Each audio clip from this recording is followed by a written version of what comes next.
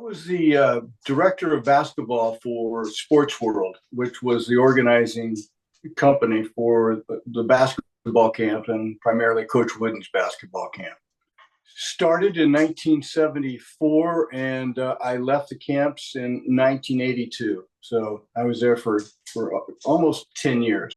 It was really interesting.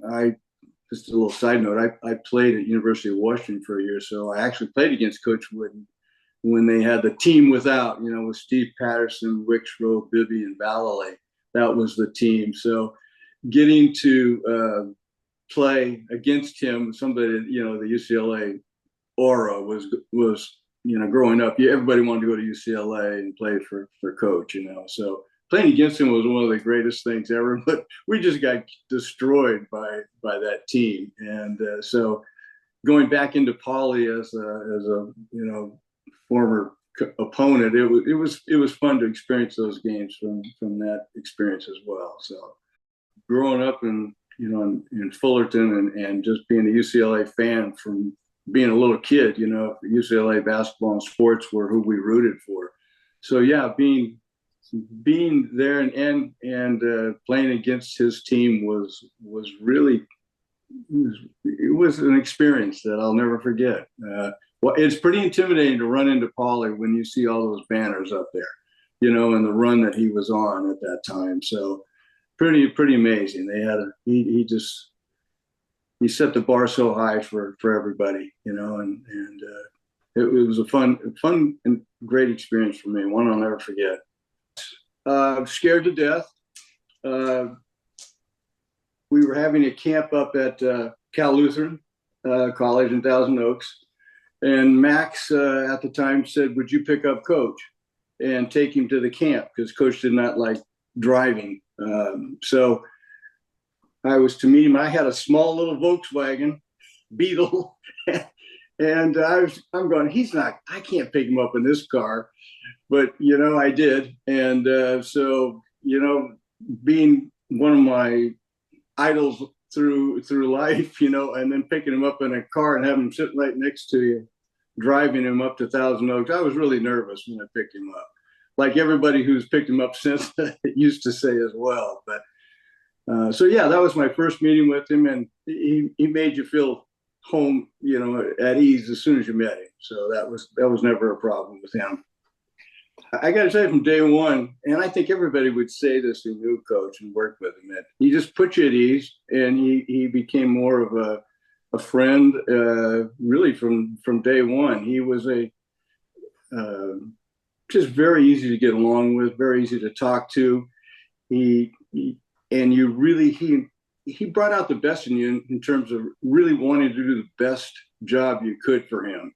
I don't know why, just something about him that made you want to work hard for him and do the best you could. So, initially during the camp business years, it was, calls regularly during the week to, give him updates on the camp and staffing issues and the structure of the daily camp drills and so on that we did. And then during the year too, we did marketing through UCLA and their games and so on. So it was a business relationship as well, but over the years, it became very personal, as far as our families coming together and meeting one another and then doing things outside the camps and that. So it evolved into a true mentorship for me. I think for me personally, it's just the personal relationship and events we attended together. One in particular was when I got married. We invited he and Nell to the wedding, and it was up in Camarillo. My brother was a pastor, so it was a very small wedding, and he and Nell came, and then after the wedding, he drove us to my brother's house for the reception. So getting chauffeured to my wedding by Coach Wooden was just so much fun, and it was because he had Nell with him, and there was an immediate connection between my wife May and Nell. They got along really good. So that was one of the special memories I have about that day is Coach making the effort to go up there and spend the day with us and drive us to the reception. It was pretty amazing. Another one, it was in 1999. My wife surprised me with a trip to the Final Four with Coach Wooden and Nan. She had set this up with Coach to.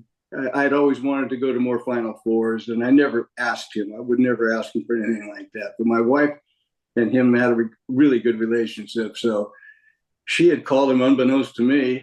But she had surprised me, and he had set up tickets for us and all the events with he and Nan at that time where his daughter were going to the game. So got to go to experience the Final Four with him in 1999. One really funny story is that when we went there in the limousine with Coach and his daughter, and we get there and there's no parking, of course. So the limousine pulls right up to the arena, and someone comes to the door and opens it, and they had a wheelchair ready for Coach at that time. He was having some issues walking, so they took him and said, "We'll take him inside. You guys need to go through security." So the three of us, May, my wife Nan, and I went through the normal entrance, and Coach got through a side door, and they took him inside. So we get inside, we could not find each other.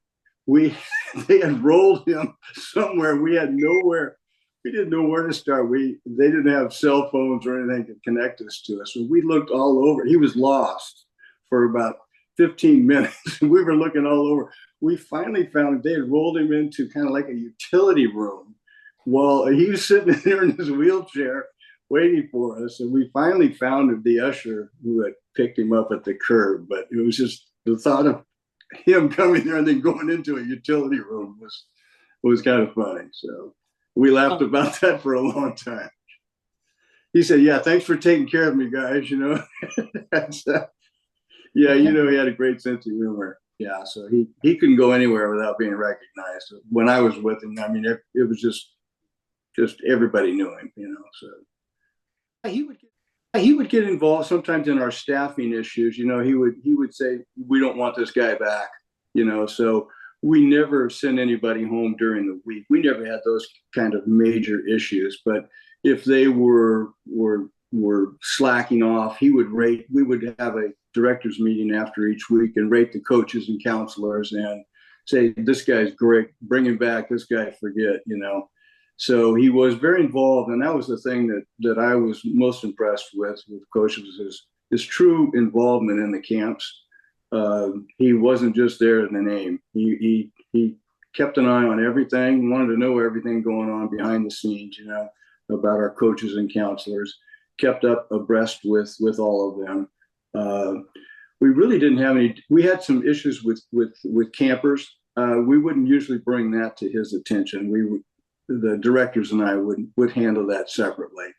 So we had you get 350 kids together, you're going to have some issues, but none of them were really major in any memories that I can recall that were severe enough. But each summer we would have a lot of Hollywood celebrities bring their kids. One was Michael Langdon. The Bonanza. This is Michael Landon, a really nice guy, and so he was there. And there was a major Hollywood director each year, and this was kind of a funny story. Who I can't recall his name, but you would recognize it. He would come each summer in his limo, and you could almost picture him pushing his son out the door and then just driving off. He wouldn't even come to the registration table. It was like he just wanted to get rid of his son for a week and feel like he was helping him maybe with his sports career, or you parent him now for a week. That was the feeling we got, and we had a lot of. I think we became babysitters. I think for a lot of the campers who came, they really weren't interested in basketball, but they knew Coach Wooden's values, and so they were hoping they would, pass that on to the kids that came. So one of my favorites was Swin Nader. Swin was just loved Coach, and they had a really great relationship, outside basketball. And Swin would volunteer, each summer. He said, wherever you need me, I'm there, and he'd make the effort to get there no matter how short a notice we had. Something he'd just fill in for people, But whenever he came up, he and Coach were close, and he would always go wash Coach Wooden's car after he spoke.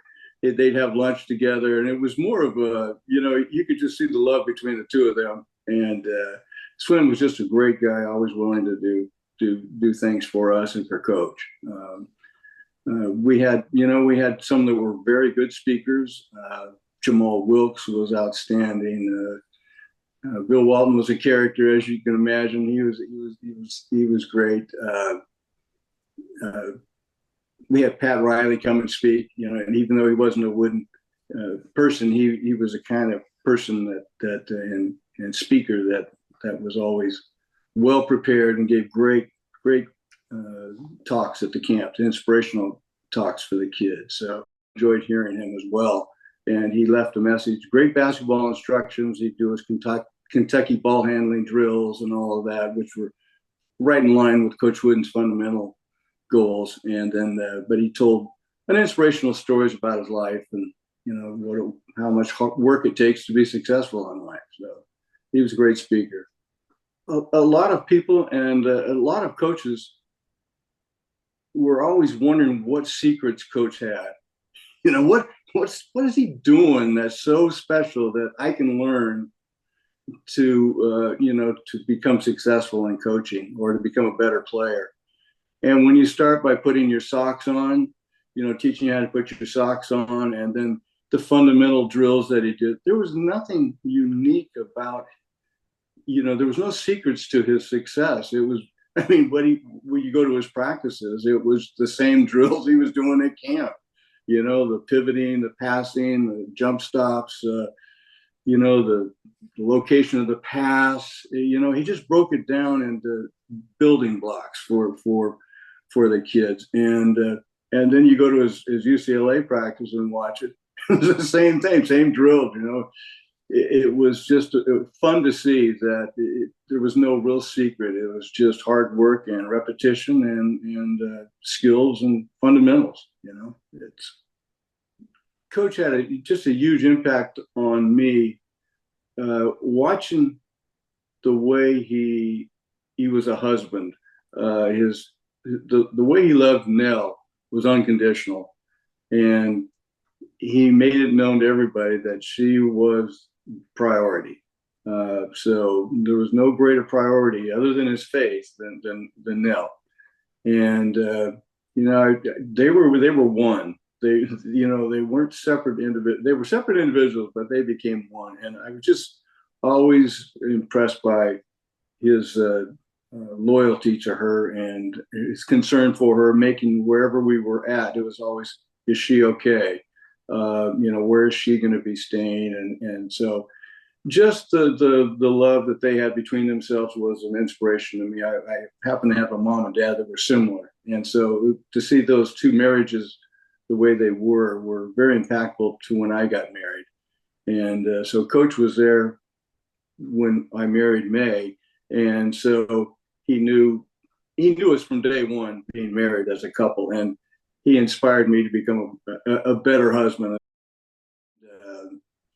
The faith part of it is that, he would write me letters that after May passed that were just so impactful.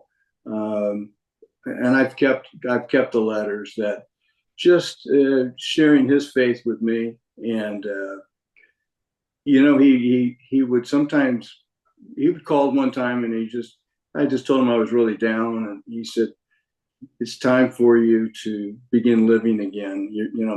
May would want that. And so he encouraged me to pick myself up and get going again. And it was just coming from him, who had just experienced, his Nell passed in 1985. So it'd been quite a while, but I was with him during that time as well. So, I know what he went through, and he went into a deep, mourning for her, so he knew what I was going through. So he was a great support during that time for me. When she went into that coma for was 90 some days, he was there every morning and spent the whole day there every day. You couldn't drag him away, and that's not healthy.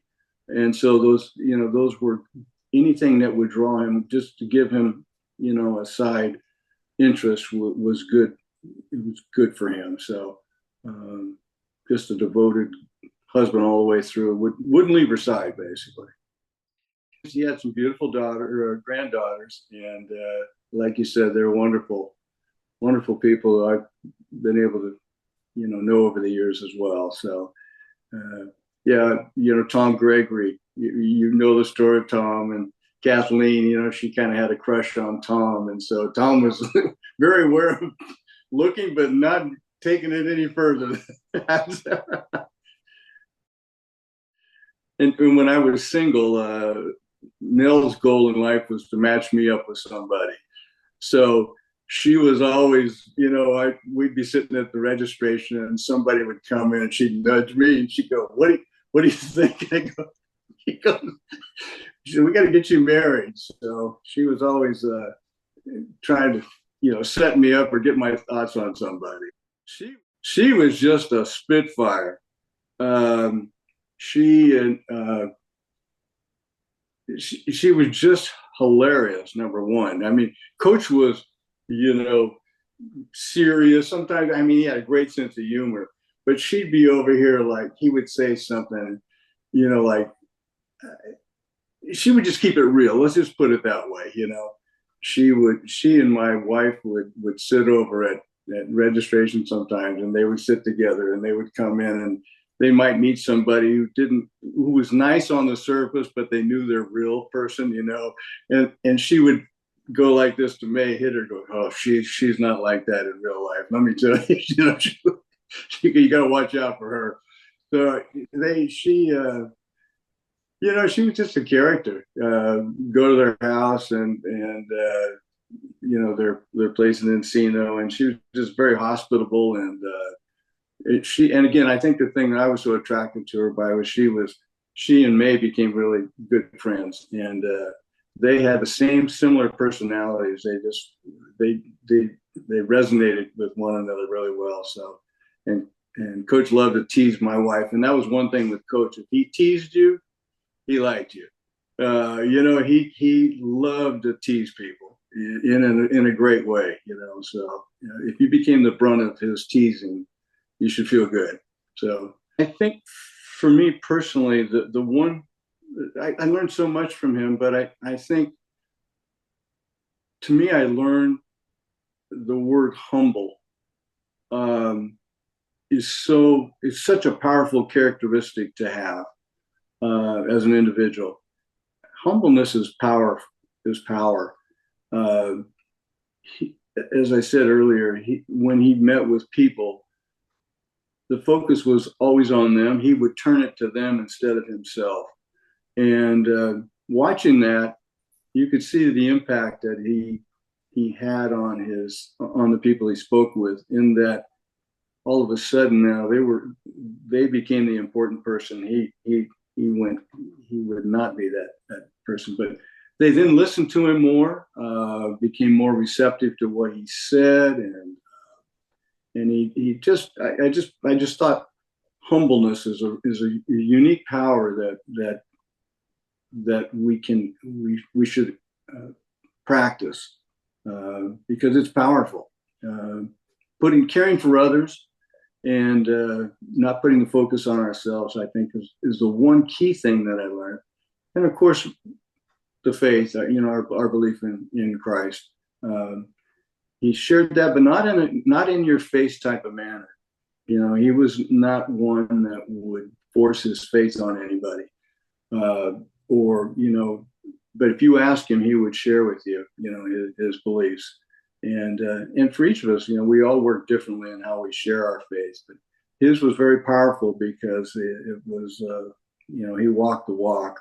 And that had an impact on me as well. He didn't just talk his faith; he lived his faith, and to me, that's powerful. So I take that as a major takeaway from Coach, is that he was a man of God, and that I love that about him. It's just a great teaching tool that could be used universally in any setting. It was a building blocks, just like he taught basketball. There isn't one thing that you can do in life. You have to prepare for every endeavor that you take in life, and if you follow those building blocks, each one leads to success, and that's his definition of success, was just becoming the best person that you were capable of becoming. So I heard him speak it in front of major businesses down to youth groups, church groups. It was just a universal teaching tool that was very impactful. And I still run across guys and kids who have their pyramids posted, and so it's what an impact it's had on so many different individuals, not even related to basketball whatsoever. A great teaching tool. I really miss him as a friend, as a mentor. I had the honor of being a caregiver for him one 3-day period right before he passed away. His granddaughter was getting married, and so they had asked if I would come and stay with him, which was, I was so honored to do that. But just being with him in his home and watching what he went through on a daily basis at his age was, he was just a very, I just grew very, I love the guy. I love the man. And he was just an amazing individual who, like I said, was a man of faith, and who lived his life well. And for me, it was an inspiration, because beneath all of that, he was a fierce competitor. You never take him as being a softie, because man, that you could see that fire in him as a coach and as a competitor, as a sports person. I enjoyed seeing that side of him as well. He kept it real, but he was just good to the bone. That's all. Just a great guy. My kids are real. They got to spend time with Coach, and that was, to this day they are impacted by that. So my daughter went to Cal State Northridge, and so she would go to church with Coach. She would go pick him up, and they would go to Shepherd of the Hill Church and go out to breakfast afterwards. So those were days that she has never, she had the privilege of doing that for a period of time when she was up there. So that was fun for her, and she still is impacted by that. So yeah, I have a recording that he left on my phone that I saved and cherished. I love hearing his voice. Yes, Coach Wooden. It's about 2:30 here on Saturday afternoon. I wanted to tell you that Keith Erickson and I tomorrow will be down to church, to John Warehouse's church tomorrow. I don't know exactly what session it is, but I know Keith's picking me up at 6:30, and we're going down, and I didn't know whether you still went there or not. I thought we did. It'd be good to see you. Okay, Chris. Love you. Bye-bye.